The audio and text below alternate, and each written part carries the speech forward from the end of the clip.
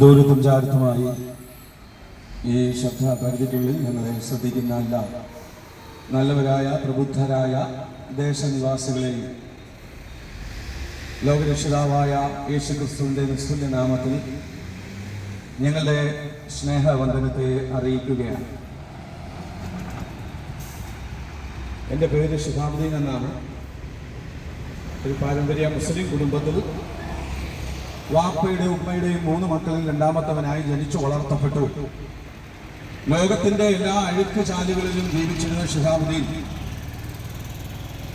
മദ്യപാനവും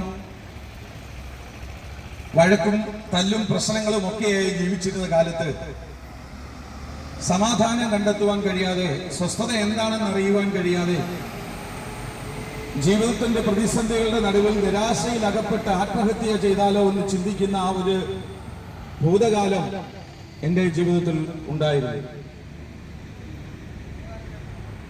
ആത്മഹത്യക്ക് വേണ്ടി ആഗ്രഹിക്കുകയും അതിനുവേണ്ടി പ്രവർത്തിക്കുകയും ചെയ്ത ശിഹാബുദ്ദീൻ ഇന്ന് ഈ ദേശത്ത് കടന്നു വന്നെന്ന് മാറ്റമില്ലാത്ത ദൈവത്തിന്റെ നിത്യരക്ഷയുടെ സമാധാനത്തിന്റെ സന്ദേശവാഹകനായി ഇവിടെ കടന്നു വന്ന് നിൽക്കുവാൻ ഇടയായി തീർന്നത് ലോകരക്ഷിതാവായിരിക്കുന്ന യേശുക്രിസ്തുവിന്റെ ജീവിതത്തിലേക്ക് കടന്നു വന്നതുകൊണ്ട് മാത്രമാണ്.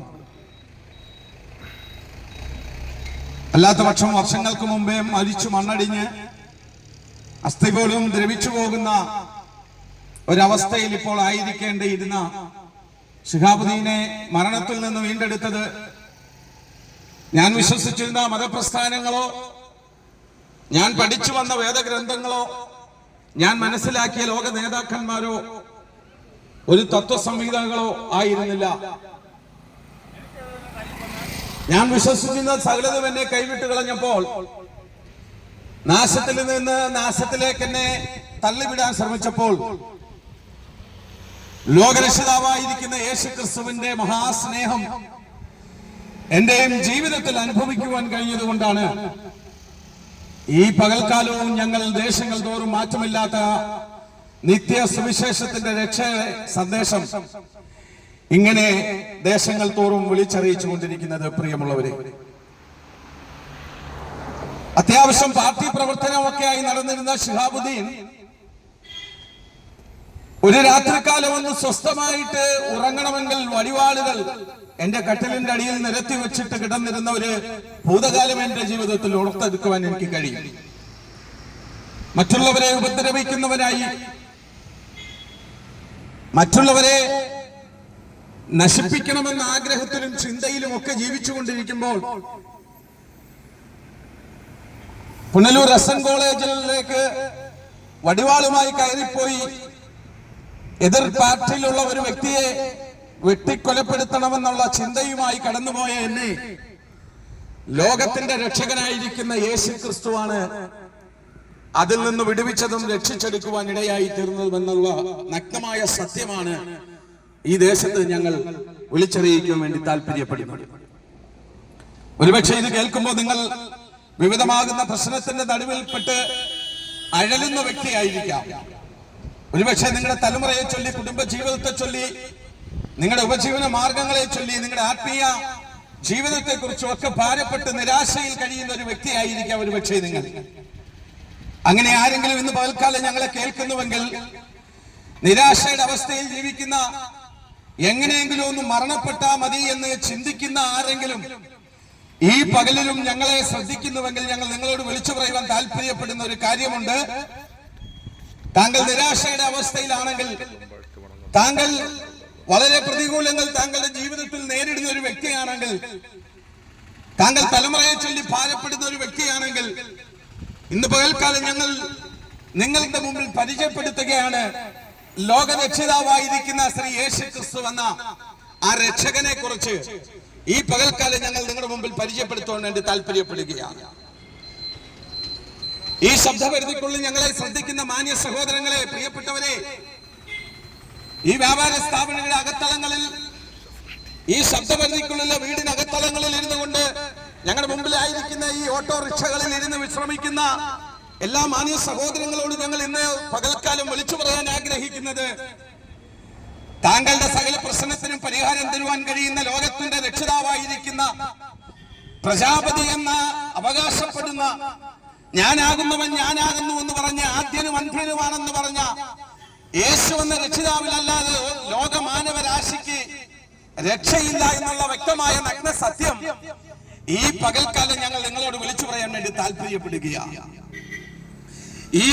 ഈ മാറ്റമില്ലാത്ത രക്ഷയുടെ നിത്യ സന്ദേശം ഞങ്ങൾ ഇന്ന് പകൽക്കാലം വിളിച്ചു പറയുമ്പോൾ ഒരുപക്ഷെ നിങ്ങൾ ചിന്തിക്കും, യേശുക്രിസ്തു ക്രിസ്ത്യാനികളുടെ ദൈവമാണല്ലോ, മുസൽമാനെ എങ്ങനെ രക്ഷിക്കും? യേശുക്രിസ്തു ഹിന്ദുവിനെ എങ്ങനെ രക്ഷിക്കും? യേശുക്രിസ്തു യഹൂദനെയും യവനനെയും എങ്ങനെ രക്ഷിക്കുമെന്നൊക്കെ ഒരുപക്ഷെ നിങ്ങൾ ചിന്തിക്കുന്ന വ്യക്തികളാണെങ്കിൽ ഞങ്ങൾ നിങ്ങളോട് ഒന്ന് പറയാൻ വേണ്ടി താല്പര്യപ്പെടുന്നു. ഏതെങ്കിലും ഒരു സമൂഹത്തെ മാത്രം രക്ഷിക്കുവാൻ വേണ്ടിയോ, ഏതെങ്കിലും ഒരു ജാതിയെ മാത്രം രക്ഷിക്കുവാൻ വേണ്ടിയോ, അല്ലെങ്കിൽ ഏതെങ്കിലും ഒരു ദേശത്തെ മാത്രം രക്ഷിക്കുവാൻ വേണ്ടി ലോകരക്ഷിതാവായ യേശുക്രിസ്തു ഭൂമിയിൽ അവതരിച്ചിട്ടില്ല. ലോകരക്ഷിതാവായ യേശുക്രിസ്തു സകലത ഉളവാകട്ടെ എന്ന് പറഞ്ഞപ്പോൾ സകലത്തെയും പ്രപഞ്ചത്തെയും പ്രപഞ്ചത്തിൽ കാണുന്ന സകലത്തെയും ഉളവാക്കിയെങ്കിൽ തന്റെ സാദൃശ്യത്തിൽ തന്റെ കരങ്ങൾ കൊണ്ട് മണ്ണിൽ നിന്ന് മെനഞ്ഞെടുത്ത മനുഷ്യനെ ദൈവത്തിന്റെ സൃഷ്ടികളിൽ മണിമുകിടമെന്ന് അവകാശപ്പെടാൻ കഴിയുന്ന ഈ മനുഷ്യനെ ദൈവമായ കർത്താവ് വിടഞ്ഞെടുത്തത് നാം ദൈവത്തോടൊപ്പം വസിക്കുന്നതിന് വേണ്ടിയായിരുന്നു. ദൈവത്തിന് കൊടുക്കേണ്ട മഹത്വം ദൈവത്തിന് കൊടുക്കുവാൻ വേണ്ടിയായിരുന്നു.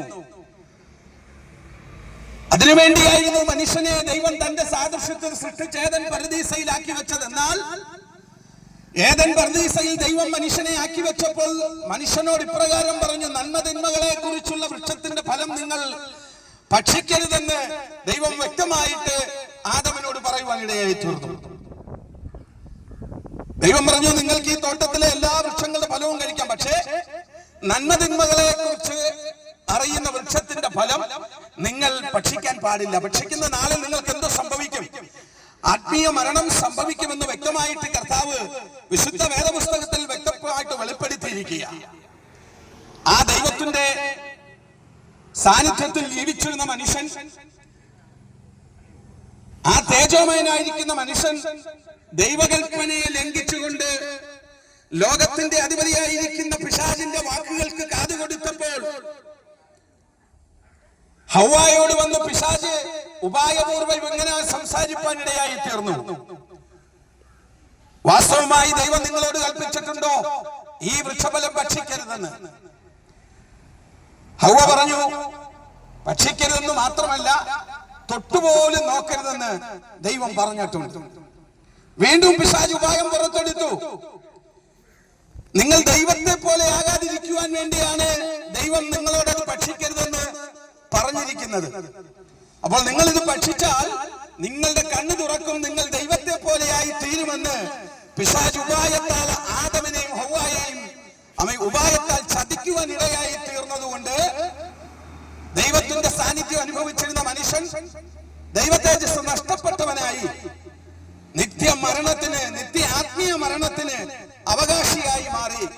അത് നിമിത്തം ലോകത്തിൽ ആദ്യമായി ദൈവം സൃഷ്ടിച്ചു വെച്ച മനുഷ്യൻ ശാപത്തിൻ കീഴിലേക്ക് വീണുപോകുവാൻ ഇടയായി തീർന്നു. ഇതാണ് വിശുദ്ധ വേദപുസ്തകം ഉൽപ്പത്തി പുസ്തകം നാം വായിക്കുമ്പോൾ വ്യക്തമായിട്ട് നമുക്ക് അവിടെ കാണുവാൻ കഴിയുന്നത്. ആരംഭങ്ങളുടെ പുസ്തകമായിരിക്കുന്ന ഉൽപ്പത്തി പുസ്തകത്തിൽ ദൈവത്തിന്റെ സൃഷ്ടിയെക്കുറിച്ചും സൃഷ്ടിപ്പിനെ കുറിച്ചും ഒക്കെ വ്യക്തമായിട്ട് പറഞ്ഞിരിക്കുന്നത് നമുക്ക് കാണുവാൻ കഴിയുന്നത് ഇങ്ങനെയാണ്. അപ്പോൾ ദൈവത്തോട് വസിക്കുവാൻ വേണ്ടി ദൈവം സൃഷ്ടിച്ചാക്കിയ മനുഷ്യൻ ദൈവത്തിന്റെ കൽപ്പനകളെ ലംഘിച്ചു കഴിഞ്ഞപ്പോൾ ദൈവ തേജസ് നഷ്ടപ്പെട്ടവനായി ദൈവത്തിന്റെ ശാപവും പേറിക്കൊണ്ട് ഈ ഭൂമിയിലേക്ക് നിപതിക്കുവാൻ ഇടയായി തീർന്നു.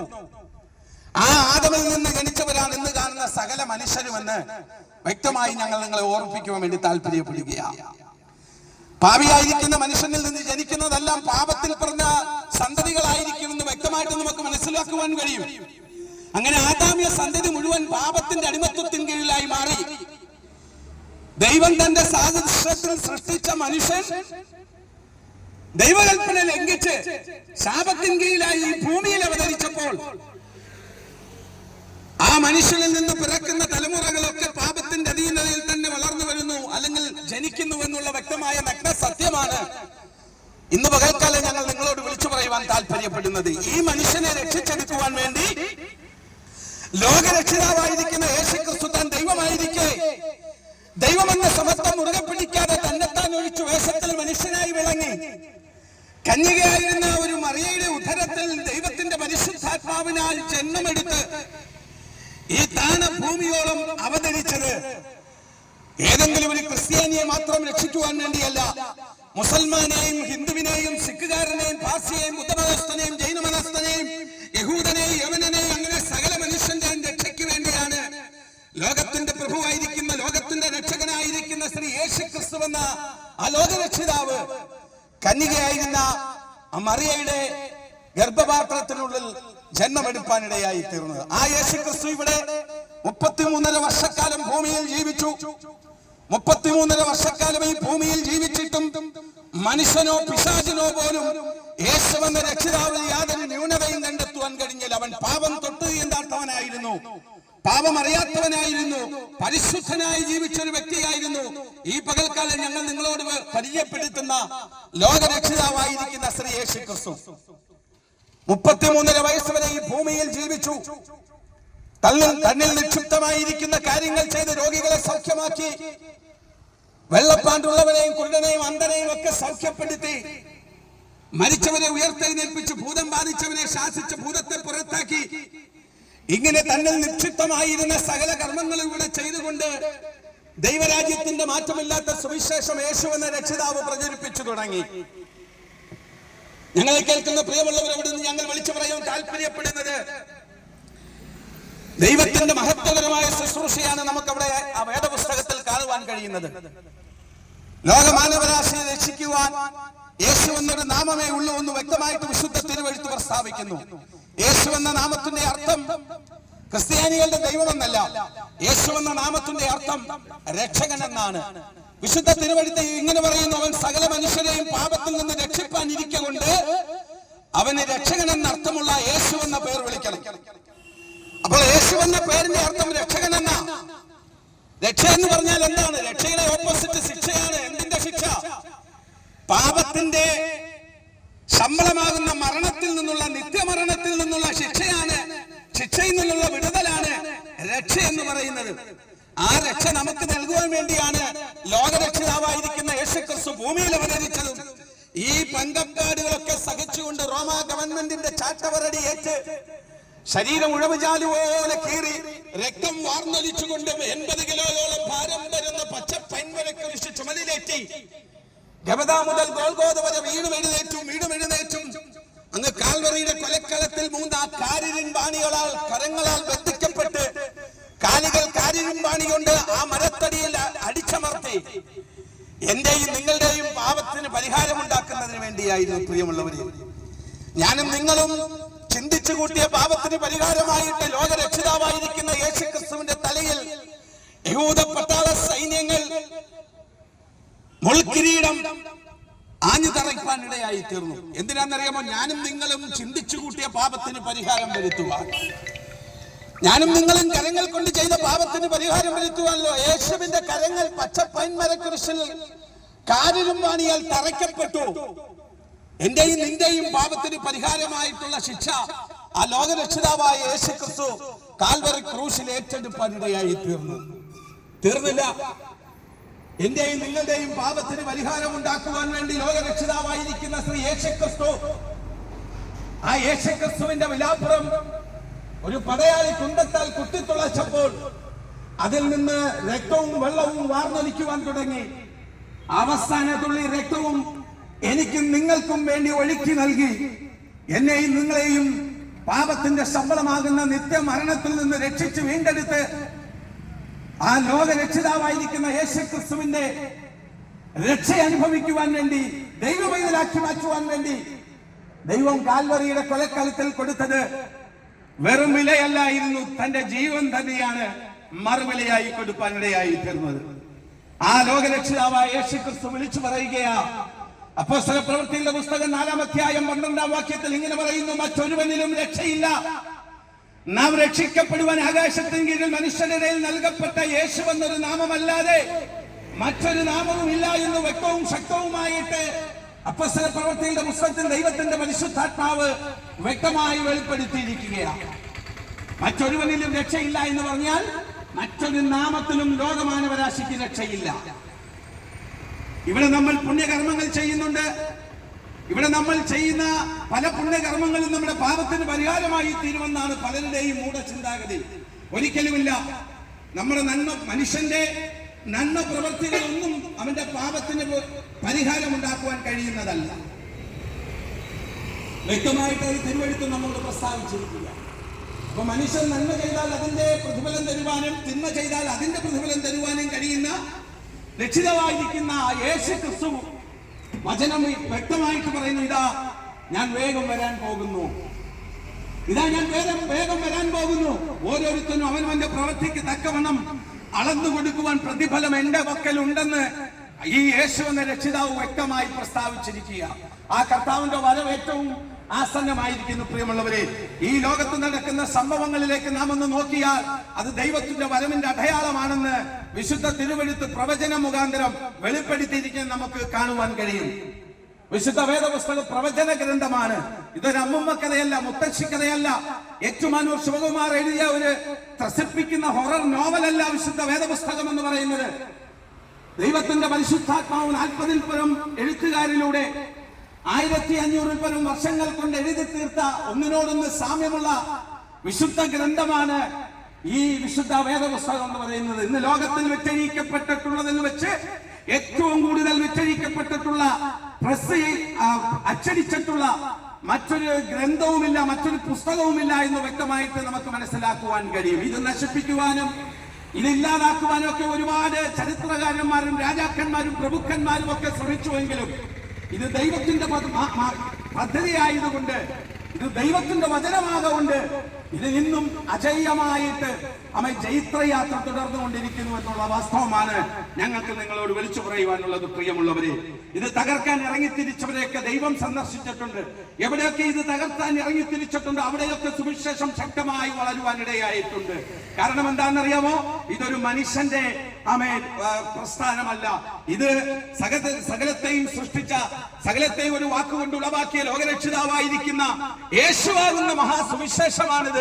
ഇത് തകർക്കാൻ ലോകത്തിൽ ഒരു മനുഷ്യർക്കും കഴിയത്തില്ല, അധികാര വർഗങ്ങൾക്കും കഴിയത്തില്ല, ഒരു സുവിശേഷ വിരോധിക്കും ഇത് തകർക്കാൻ കഴിയത്തില്ല. കാരണം ഇത് യേശു എന്ന മാർഗമാണ്. യേശു എന്ന മാർഗം ഒരിക്കലും തകരാൻ പോകുന്നതല്ല എന്നുള്ള വ്യക്തമായ സത്യം ഈ പകൽക്കാലം ഞങ്ങൾ നിങ്ങളോട് വിളിച്ചു പറയാൻ വേണ്ടി താല്പര്യപ്പെടുകയാണ്. ഒരു കാര്യം നിങ്ങൾ ചിന്തിക്കണമേ, ഈ ലോകത്തിൽ എത്രയോ മനുഷ്യർ ജനിച്ചിട്ടുണ്ട്, ഈ ലോകത്തിൽ എത്രയോ ചരിത്രകാരന്മാർ ഉണ്ടായിട്ടുണ്ട്. അവരൊക്കെ ഇവിടെ വന്നു, അവരിൽ നിക്ഷിപ്തമായിരിക്കുന്ന കാര്യങ്ങളെയൊക്കെ ചെയ്തുകൊണ്ട് അവരൊരിക്കൽ മരണത്തിന് കീഴടങ്ങി അവരൊക്കെ ഇന്നും കാലയവനികയ്ക്കുള്ളിൽ മറഞ്ഞിരിക്കുന്നു, വിശ്രമിക്കുന്നു എന്ന് വ്യക്തമായി നമുക്ക് മനസ്സിലാക്കുവാൻ കഴിയും. എന്നാൽ ഞങ്ങൾ വിളിച്ചു പറയുന്ന ഈ ലോക രക്ഷിതാവായിരിക്കുന്ന ശ്രീ യേശു ക്രിസ്തു അവൻ ഇവിടെ ജനിച്ചു, ഇവിടെ മാനവരാശിയുടെ പാപത്തിന് വേണ്ടി, മാനവരാശിയെ രക്ഷിക്കുന്നതിന് വേണ്ടി, മാനവരാശിയുടെ പാപത്തിന്റെ ശമ്പളമാകുന്ന മരണം ശിരസാൽ വഹിച്ചുകൊണ്ട് ആ കാൽവരി ക്രൂശിന്മേൽ സ്വന്തം തോളിൽ തലചായ്ച്ചുകൊണ്ട് സകലവും നിവർത്തിയ എന്ന് പറഞ്ഞ് മാനവരാശിക്ക് രക്ഷയൊരുക്കി നൽകിയ ആ ലോകരക്ഷിതാവാണ്. മരിച്ചടക്കപ്പെട്ടു 3-ാം നാൾ അവയെ തന്റെ പ്രവാചകന്മാരിലൂടെ മുന്നേ കൂട്ടി അറിയിച്ചതുപോലെ 3-ാം നാൾ ഉയർത്തെഴുന്നേറ്റ് ഇന്നും സ്വർഗത്തിൽ വസിക്കുന്ന ദൈവമാണെന്ന് ഞങ്ങൾ നിങ്ങളോട് വ്യക്തമായി പറയുവാൻ വേണ്ടി താല്പര്യപ്പെടുകയാണ്. എന്നെ കേൾക്കുന്ന പ്രിയമുള്ളവരെ, പാലസ്തീൻ എന്ന് പറയുന്ന ആ ദേശത്ത് ഒരു കല്ലറ ഇങ്ങനെ തുറന്നു കിടക്കുന്നത് നമുക്ക് കാണുവാൻ കഴിയും. സകല പ്രഭുക്കന്മാരുടെയും രാജാക്കന്മാരുടെയും സകല തത്വ ശാസ്ത്രജ്ഞന്മാരുടെയും കല്ലറകൾ ഇന്ന് അടഞ്ഞു കിടക്കുമ്പോൾ ഞങ്ങൾ ഇന്ന് പകൽക്കാലം വിളിച്ചു പറയുന്ന ലോകരക്ഷിതാവായ യേശു ക്രിസ്തുവിന്റെ കല്ലറ പലസ്തീനിൽ തുറന്നു കിടക്കുന്നത് നമുക്ക് കാണുവാൻ കഴിയും. ആ കല്ലറയുടെ മുകളിൽ ഇങ്ങനെ എഴുതി വെച്ചിരിക്കുന്നു, അവൻ ഇവിടെ ഇല്ല, അവൻ ഉയർത്തെഴുന്നേറ്റിരിക്കുന്നു. ഇത് മുന്നേ കൂട്ടി തന്റെ പ്രവാചകനിലൂടെ ദൈവം അരുളി ചെയ്ത കാര്യമാ. താൻ അടക്കപ്പെട്ടാൽ 3-ാം നാൾ ഉയർത്തെഴുന്നേൽക്കും, സകല മനുഷ്യരെയും എങ്കിലേക്ക് കൂട്ടിവരുത്തുമെന്ന് ദൈവത്തിന്റെ വിശുദ്ധ തിരുവെഴുത്തിൽ വ്യക്തമായിട്ട് പറഞ്ഞിരിക്കുന്നത് നമുക്ക് കാണുവാൻ കഴിയും. ആ യേശു ക്രിസ്തു ഉയർത്തെഴുന്നേറ്റു. 40 ദിവസത്തോളം തന്റെ ശിഷ്യന്മാർക്ക് വെളിപ്പെട്ട് 40-ാം ദിവസം സ്വർഗാരോഹണം ചെയ്യുമ്പോൾ ആകാശത്ത് നിന്ന് ദൂതന്മാർ 2 പേരും താഴേക്ക് ഇറങ്ങി വരുന്നത് മാനവരാശി കാണുവാനിടയായി തീർന്നു. ആ ദൂതന്മാർ ഇറങ്ങി വന്നിട്ട് അവരോട് ഇപ്രകാരം പറഞ്ഞു, അല്ലയോ ഗലീല പുരുഷന്മാരെ, നിങ്ങൾ ആകാശത്തിലേക്ക് നോക്കി നിൽക്കുന്നത് എന്ത്? നിങ്ങളെ വിട്ട് സ്വർഗാരോഹണം ചെയ്ത യേശു ക്രിസ്തു അവൻ പോയതുപോലെ മടങ്ങി വരുമെന്ന് അവൻ തിരുവഴുത്തിൽ വ്യക്തമായിട്ട് പ്രസ്താവിച്ചിരിക്കുന്നത് നമുക്ക് കാണുവാൻ കഴിയും. കർത്താവ് ഇങ്ങനെ പറയുന്നു, ഞാൻ നിങ്ങൾക്ക് സ്ഥലം ഒരുക്കുവാൻ വേണ്ടി പോകുന്നു. ഞാൻ സ്ഥലം ഒരുക്കിയാൽ വീണ്ടും മടങ്ങി വന്ന് നിങ്ങളെയും ഞാൻ ഇരിക്കുന്നിടത്ത് ചേർത്തുകൊള്ളുമെന്ന് വിശുദ്ധ തിരുവഴുത്തിൽ പറയുന്നു. അങ്ങനെയാണെങ്കിൽ എന്നെ കേൾക്കുന്ന പ്രിയമുള്ളവരെ, 2000-ൽ പരം വർഷങ്ങൾക്ക് മുമ്പേ മാനവരാശിയുടെ പാപത്തിന് പരിഹാരം വരുത്തിക്കൊണ്ട് കാൽവറിയുടെ കൊലക്കളത്തിൽ പരമയാഗമായി മാറിയ യേശു എന്ന രക്ഷിതാവ് ഉയർത്തെഴുന്നേറ്റ് ദൈവമായി ഇന്നും ജീവിക്കുന്ന ദൈവമാ. ഏതെങ്കിലും മനുഷ്യൻ ആരാധിച്ച് ദൈവമാക്കിയതല്ല, ഏതെങ്കിലും മനുഷ്യ ദൈവമല്ല. അവൻ ദൈവമായിരുന്നവൻ തന്നെയാണ്.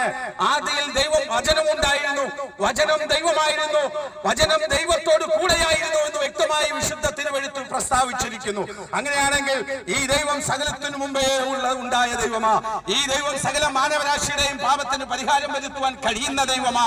നിങ്ങൾ നേർച്ച കഴിക്കേണ്ട, നിങ്ങൾ യാഗം കഴിക്കേണ്ട, ഹോമം കഴിക്കേണ്ട, കാളയെ വെട്ടേണ്ട, ആടിനെ വെട്ടേണ്ട, കോഴിയെ ഇറക്കേണ്ട, നിങ്ങൾ ചെരുപ്പിടാതെ കിലോമീറ്ററുകൾ നടക്കേണ്ട, തെർമോകോൾ കൊണ്ടുണ്ടാക്കിയ അവയെ കുരിശ് നിങ്ങളുടെ ചുമലിലേറ്റിക്കൊണ്ട് തെരുവീതികളിലൂടെ നിങ്ങൾ നടക്കേണ്ട. നിങ്ങളുടെ പാപത്തിന് പരിഹാരം വരുത്തുവാൻ യേശു എന്ന രക്ഷിതാവ് കാൽവറിയുടെ കൊലക്കളത്തിൽ യാഗമായി മാറ്റപ്പെട്ടു. ഇനി പാപത്തിന് വേണ്ടി ഒരു യാഗവും ശേഷിക്കുന്നില്ല എന്ന് വിശുദ്ധ തിരുവഴുത്ത് വ്യക്തമായി പറഞ്ഞിട്ടുണ്ടെങ്കിൽ ലോക മാനവരാശിയുടെ പാപത്തിന് ഇനി മറ്റൊരു യാഗത്തിന്റെ ആവശ്യമില്ല. പ്രിയമുള്ളവരെ, ഞാൻ പാപിയാണ്, എന്റെ പാപത്തിന് പരിഹാരം ഉണ്ടാകണമെന്ന് ആഗ്രഹിച്ച ശിഹാബുദ്ദീൻ നേർച്ചകളും കാഴ്ചകളും യാഗങ്ങളും ഒക്കെ നടത്തി, ഹോമങ്ങൾ നടത്തി, 2 പ്രാവശ്യം മക്കയിൽ പോയി ഉംറ ചെയ്തു. എനിക്ക് മനസ്സിലായി, എന്റെ പാപത്തിന് പരിഹാരം കണ്ടെത്താൻ ഇവർക്ക് ആർക്കും കഴിയത്തില്ല. എന്റെ പുണ്യപ്രവൃത്തികൾക്കൊന്നും എന്റെ പാപത്തിന് പരിഹാരം കണ്ടെത്താൻ കഴിയത്തില്ല. പാപിയായിരിക്കുന്നതിനെ രക്ഷിക്കാൻ ഞാൻ ചെയ്യുന്ന പുണ്യപ്രവൃത്തികളൊന്നും അതൊന്നും ഫലം ചെയ്യുകയില്ല എന്ന് മനസ്സിലായപ്പോൾ ലോകത്തിന്റെ രക്ഷകനായിരിക്കുന്ന യേശു ക്രിസ്തുവിനെ എന്റെ ഹൃദയത്തിൽ രക്ഷിതാവായി സ്വീകരിച്ചുകൊണ്ട്, ആ ക്രിസ്തുവിനെ എന്റെ രക്ഷകനായി ഏറ്റെടുത്തുകൊണ്ട് ആ ദൈവത്തിന്റെ ദൈവ പൈതലായി മാറുവാൻ ദൈവമായ കർത്താവിനെ സഹായിപ്പാനിടയായി തീർന്നു. ഇന്ന് നിങ്ങൾ ഒരുപക്ഷെ വിവിധമാകുന്ന വിഷയത്തിന്റെ നടുവിൽ ഭാരത്തോടെ ഇരിക്കുന്ന വ്യക്തിയായിരിക്കാം, കടഭാരത്തിലോ പ്രയാസത്തിലോ ഇരിക്കുന്ന വ്യക്തിയായിരിക്കാം. ഈ പകൽക്കാലം നിങ്ങൾക്ക് യേശുവിന്റെ ആധാര ബിന്ദങ്ങളിലേക്ക് നിങ്ങളുടെ ഹൃദയങ്ങളെ താഴ്ത്തിക്കൊടുക്കുവാൻ കഴിയുമോ? നിങ്ങൾ കാശ് മുടക്കണ്ട, നിങ്ങൾ യാതൊരു നേർച്ചകളും കാഴ്ചകളും കഴിക്കാതെ തന്നെ യേശുവേ, ഞാനൊരു ഭാവിയാവുന്നു, എന്നെ രക്ഷിക്കണമേ എന്ന് നിങ്ങൾ യേശുവിനോട് പ്രാർത്ഥിക്കുവാൻ ഒന്ന് തയ്യാറായാൽ നിങ്ങളെ രക്ഷിപ്പാൻ കഴിയുന്ന ലോകരക്ഷിതാവ് ആമേൻ നിശ്ചയമായി നിങ്ങളുടെ വിഷയത്തിന് മറുപടി തരുവാനിടയായി തീരും. പ്രിയമുള്ളവരെ, ഇത് ഞങ്ങൾ വിളിച്ചു പറയുമ്പോൾ ഭ്രാന്താണെന്നൊന്നും നിങ്ങൾ ചിന്തിക്കരുത്. ഞങ്ങൾ ഭ്രാന്തുള്ളവരല്ല, ഞങ്ങളൊക്കെ സുബോധമുള്ള മനുഷ്യരാണ്, സമൂഹത്തിൽ മാന്യതമായി ജീവിക്കുന്ന മനുഷ്യരാണ്. ഞങ്ങളൊക്കെ ജോലി ചെയ്തിരുന്ന വ്യക്തിത്വങ്ങളാണ്. ഞങ്ങളെയൊക്കെ നോക്കിയാൽ നിങ്ങൾക്ക് മനസ്സിലാവും ഏതെങ്കിലും കുറവുകളോ പ്രശ്നങ്ങളോ ന്യൂനതകളോ ഞങ്ങളിൽ നിങ്ങൾ കാണുന്നുണ്ടോ? എന്തുകൊണ്ടാണ് ഞങ്ങൾ ദൈവത്തിന്റെ ഈ രക്ഷയുടെ സന്ദേശമായി ദേശങ്ങൾ തോറും കടന്നു ചെല്ലുന്നതെന്നറിയാമോ? ഇനി ഒരു മനുഷ്യനും നാശത്തിൽ വീണു പോകരുത്, സകല മനുഷ്യരും രക്ഷിക്കപ്പെടണം, സകല മനുഷ്യരും ആ സ്വർഗരാജ്യത്തിന് അവകാശികളായി മാറണം. ഒരു കാര്യം നിങ്ങൾ ചിന്തിക്കുക, ഇവിടെ ഒരു മനുഷ്യൻ ജീവിക്കുമ്പോൾ, ഇന്ത്യയിൽ ജീവിക്കുമ്പോൾ, ഈ ഇന്ത്യയിലെ സകല നിയമങ്ങൾക്കും നാം അനുസരിക്കേണ്ടിയിരിക്കുന്നു. ഇന്ത്യയിലെ സകല നിയമങ്ങളും നാം അനുസരിക്കണം. ഞാനൊരു ഉദാഹരണം നിങ്ങളോട് പറയാം. ഞാൻ എന്റെ മകനെ ബികോമിന് പഠിക്കുവാൻ വേണ്ടി കോളേജിൽ കൊണ്ടാക്കുവാൻ ചെന്നപ്പോൾ ആ ടീച്ചേഴ്സ് എന്നോട് പറഞ്ഞു, ആ കുഞ്ഞിന്റെ പേര് രജിസ്റ്റർ ചെയ്യണം, ഓൺലൈനിലൂടെ രജിസ്റ്റർ ചെയ്തില്ല എങ്കിൽ അഡ്മിഷൻ എടുക്കാൻ കഴിയത്തില്ല എന്ന് എന്നോട് പറയുവാനിടയായി തീർന്നു. അപ്പൊ നമ്മൾ ഈ ഭൂമിയിൽ ജീവിക്കണമെങ്കിൽ നമ്മുടെ പേര് എന്ത് ചെയ്യണം? പല സ്ഥാപനങ്ങളിലും രജിസ്റ്റർ ചെയ്യണം. ഒരു മനുഷ്യന്റെ നോക്കിയാൽ നമുക്ക് മനസ്സിലാക്കാൻ പറ്റും എന്തൊക്കെ കാർഡുകളാണ് ഒരു വ്യക്തിക്ക് ഇവിടെ ജീവിക്കുവാൻ വേണ്ടിയിട്ടുള്ളത്. Aadhaar card, voter's ID, residential card, ഇങ്ങനെ പല കാർഡുകൾ നമ്മുടെ പേരിൽ നമുക്കുണ്ട് എന്നുള്ള വ്യക്തമായ നഗ്ന സത്യം നാം മറന്നു പോകരുത്. ലോക മനുഷ്യന്റെ ഈ അധികാരം നാം അല്ലെങ്കിൽ ഈ നിയമം നാം അനുസരിക്കാതെ പോയാൽ ഈ ലോകത്തിലെ ഈ അധികാരത്തിന് കീഴിലുള്ള ഈ നിയമത്തിന് കീഴിലുള്ള യാതൊരു ആനുകൂല്യങ്ങളും നമുക്ക് ലഭിക്കുവാൻ കഴിയുകയില്ല എന്നുള്ള വ്യക്തമായ സത്യമാണ് നമ്മെ വിളിച്ചു കാണിക്കുന്നത്. അങ്ങനെ ലോക മനുഷ്യന്റെ നിയമങ്ങൾക്കും അധികാരങ്ങൾക്കും ഇത്രത്തോളം വിലമതിപ്പുണ്ടെങ്കിൽ സകലത്തെയും സൃഷ്ടിച്ച ലോകത്തിന്റെ രക്ഷിതാവായിരിക്കുന്ന യേശു ക്രിസ്തുവിന്റെ പ്രമാണത്തിനും നിയമത്തിനും എന്തുമാത്രം വിലയുണ്ടാകുമെന്നുള്ള കാര്യം നിങ്ങൾ മറന്നുപോകരുത്. അവിടെ ദൈവം ഇങ്ങനെ വചനത്തിൽ പറയുന്നു, ജീവപുസ്തകത്തിൽ പേരെഴുതി കാണാത്ത ഏവനെയും തീപ്പൊയ്കയിൽ തള്ളിയിടുമെന്ന് വെളിപ്പാട് പുസ്തകത്തിൽ വ്യക്തമായിട്ട് എഴുതിയിരിക്കുന്നു. ജീവന്റെ പുസ്തകത്തിൽ ഒരു വ്യക്തിയുടെ പേരെഴുതി ചേർക്കണമെങ്കിൽ ആദ്യം ആ വ്യക്തി മാനസാന്തരപ്പെടണം. ആദ്യമായി കർത്താവിനെ ഹൃദയം കൊണ്ട് നീതിക്ക് വേണ്ടി വിശ്വസിക്കുകയും അതരം കൊണ്ട് രക്ഷയ്ക്ക് വേണ്ടി ഏറ്റുപറയുകയും ചെയ്ത് യേശുവിനെ തന്റെ രക്ഷിതാവായി ഹൃദയത്തിൽ സ്വീകരിച്ചെങ്കിൽ മാത്രമേ ഒരു വ്യക്തിയുടെ പേര് ജീവപുസ്തകത്തിൽ എഴുതി ചേർക്കുവാൻ ഇടയായിട്ടുള്ളൂ. തീർന്നില്ല. രക്ഷിക്കപ്പെടുന്ന വ്യക്തിക്ക് ദൈവം പറഞ്ഞിരിക്കുന്ന ദൈവവചന അടിസ്ഥാനത്തിൽ ദൈവം പറഞ്ഞിരിക്കുന്നു, രക്ഷിക്കപ്പെട്ട വ്യക്തി സ്നാനപ്പെടേണ്ടത് ആവശ്യമാണ്. എങ്ങനെ സ്നാനപ്പെടണമെന്ന് വ്യക്തമായിട്ട് ദൈവത്തിന്റെ തിരുവെഴുത്തിൽ പറഞ്ഞിരിക്കുന്നു. മത്തായി സുവിശേഷം നാം വായിക്കുമ്പോൾ നമുക്ക് കാണാൻ കഴിയും, യോഹന്നാൻ സ്നാനപ്പെടുത്തിക്കൊണ്ടിരിക്കുന്ന യോർദാൻ നദിയിലേക്ക് യേശു കർത്താവ് കടന്നു വരികയാ. എന്നിട്ട് യോഹന്നാനോട് പറയുന്നു, സ്നാനപ്പെടുത്തണം. യോഹന്നാൻ പറയുന്നു, നിന്നാൽ സ്നാനപ്പെടേണ്ടത് എനിക്ക് ആവശ്യം, നീ എന്നോട് സ്നാനപ്പെടുത്താൻ പറയുന്നു എന്ന് യോഹന്നാൻ ചോദിക്കുമ്പോൾ കർത്താവായ യേശു ക്രിസ്തു, ലോകരക്ഷിതാവായ യേശു ക്രിസ്തു യോഹന്നാനോട് പറയുന്നു, ഇപ്പോൾ സമ്മതിക്കുക, ഇങ്ങനെ സകല നീതിയും നിവൃത്തിയാകേണ്ടതിന് തന്നെ. ആ യോർദാൻ നദിയിൽ ആ വെള്ളത്തിൽ യോഹന്നാനും യേശു ക്രിസ്തുവും ഇറങ്ങുന്നു.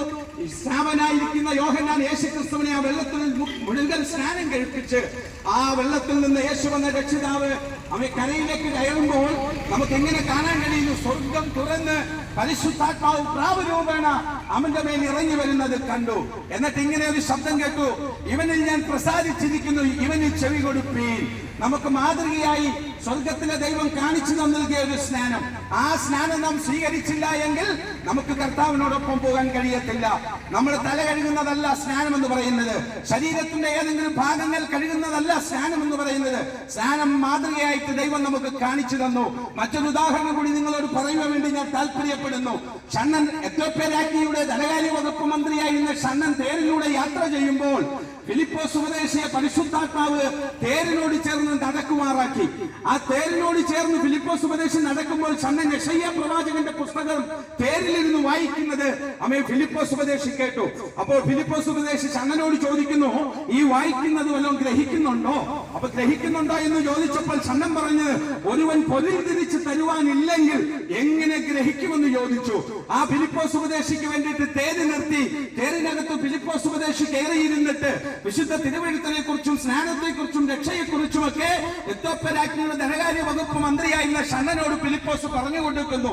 അങ്ങനെ പറഞ്ഞു കൊടുക്കുന്ന സമയത്ത് തേരിങ്ങനെ ഓടിക്കൊണ്ടിരിക്കുകയാണ്.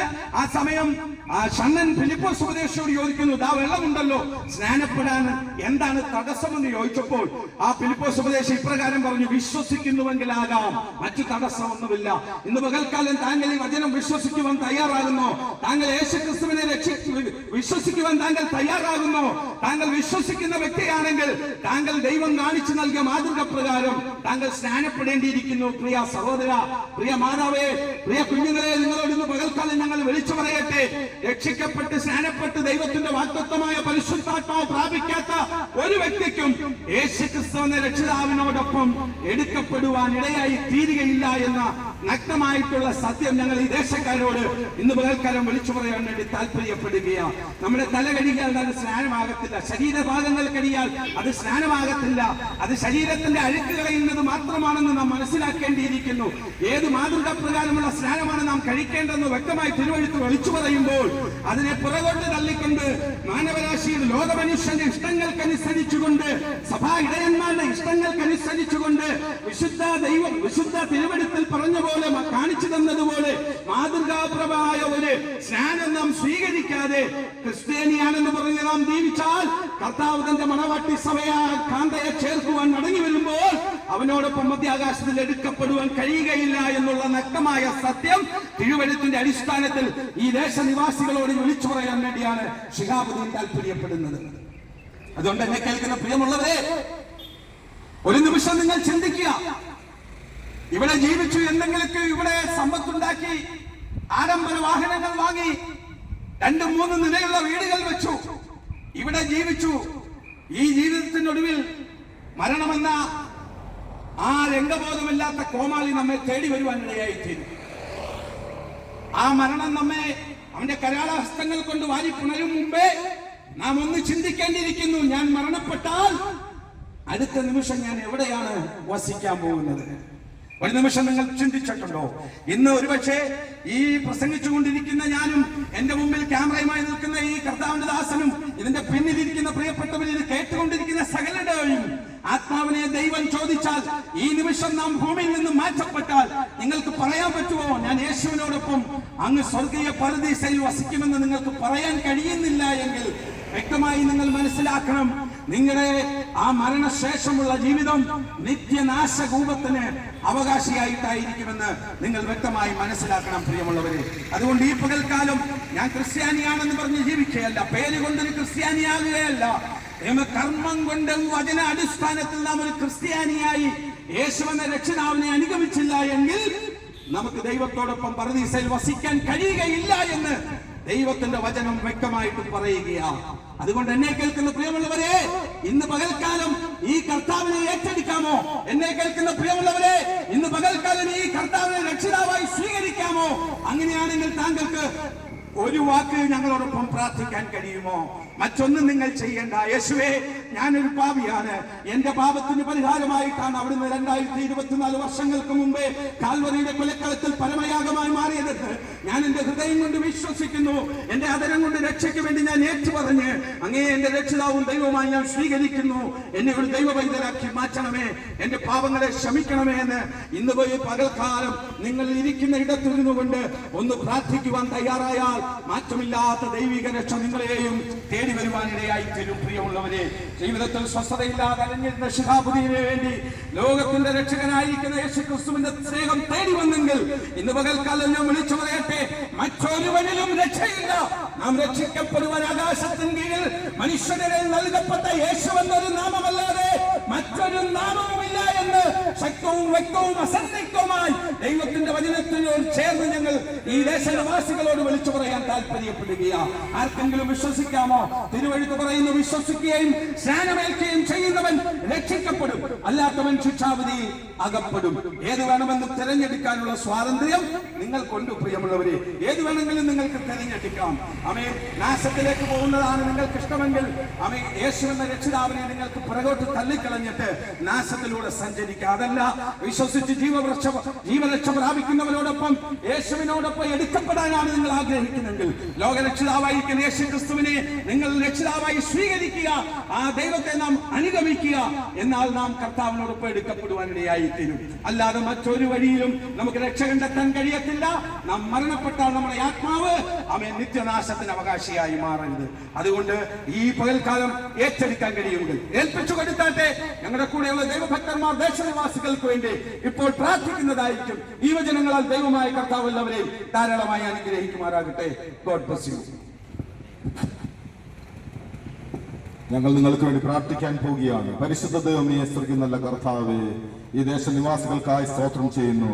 ഇത്രയും സമയം കർത്താവ് ദൈവിക സന്ദേശം കേൾക്കാൻ കർത്താവ് അവർ കാട്ടിയ സഹിഷ്ണുതയ്ക്കായി സ്തോത്രം ചെയ്യുന്നു. കർത്താവെ അനുഗ്രഹിക്കുമാറണമേ. ഈ സന്ദേശം കേട്ട ആരെങ്കിലും ഭാരത്തിലോ പ്രയാസത്തിലോ രോഗത്തിലോ അല്ലെങ്കിൽ ദാമ്പത്യ ജീവിതം കർത്താവെ അല്ലെങ്കിൽ ആ ദുസ്സഹമായ അവസ്ഥയിൽ കൂടെ കടന്നു പോകുന്ന ആരെങ്കിലും ഉണ്ടെങ്കിൽ, പാപത്തിൽ ജീവിക്കുന്ന ആരെങ്കിലും ഉണ്ടെങ്കിൽ, പിതാവേ ഈ സന്ദേശം അവരെ രക്ഷയുടെ അനുഭവത്തിലേക്ക് കൊണ്ടുവരാൻ തക്കണമിടയാക്കേണ്ടതിനായി പ്രാർത്ഥിക്കുന്നു. യേശുക്രിസ്തുവിന്റെ രക്തം സകല പാപങ്ങളെയും പോക്കി നിങ്ങളെ ശുദ്ധീകരിക്കുന്നുള്ള വചനപ്രകാരം നിങ്ങളുടെ പാപരക്താംബരം പോലെ ചുമതായാലും അത് ഹിമം പോലെ വെളുപ്പിക്കുമെന്ന് അരുളി ചെയ്ത ദൈവത്തിന്റെ വാഗ്ദത്ത വചനം ഇന്ന് പൽക്കാല ഹൃദയങ്ങളിൽ രൂപാന്തരപ്പെടുത്തേണ്ടതിനായി പ്രാർത്ഥിക്കുന്നു. കർത്താവേ, ഇവിടെ ബിസിനസ് മേഖലകളെ അനുഗ്രഹിക്കണമേ. വാഹനം ഓടിക്കുന്ന പ്രിയപ്പെട്ടവർക്കായി സ്തോത്രം ചെയ്യുന്നു. ഇവരെ ചെറുതും വലുതുമായ എല്ലാ വിഷയത്തിന്മേലും ദൈവത്തിന്റെ അത്ഭുതകരം നീട്ടേണ്ടതിനായി പ്രാർത്ഥിക്കുന്നു. കർത്താവേ, പിതാവിന്റെ പുത്രന്റെ പരിശുദ്ധാത്മാവിന്റെ നാമത്തിൽ അല്ലെങ്കിൽ ദേശത്തെ ഞങ്ങൾ അനുഗ്രഹിച്ച് പ്രാർത്ഥിക്കുന്നു. അനുഗ്രഹ വിഷയമാക്കണമേ എന്ന് കർത്താവെ പ്രാർത്ഥിക്കുന്നു. മഹത്വം തിരുമേനി കൽപ്പിക്കുന്നു. കർത്താവായ യേശുക്രിസ്തു പ്രാർത്ഥന കേൾക്കണേ. സ്വർഗ്ഗീയ നല്ല പിതാവേ, യേശുക്രിസ്തു പാപികളെ രക്ഷിക്കുന്നു. യേശുക്രിസ്തു രോഗികളെ സൗഖ്യമാക്കുന്നു. യേശുക്രിസ്തു പരിശുദ്ധാത്മാവിനെ ദാനമായി നൽകുന്നു. യേശുക്രിസ്തു രാജാതിരാജായി വീണ്ടും വരുന്നു. നിന്റെ ദൈവത്തെ എതിരേൽപ്പാൻ ഒരുങ്ങിക്കൊള്ളുക. ഹല്ലേലൂയ, ഹല്ലേലൂയ, ഹല്ലേലൂയ.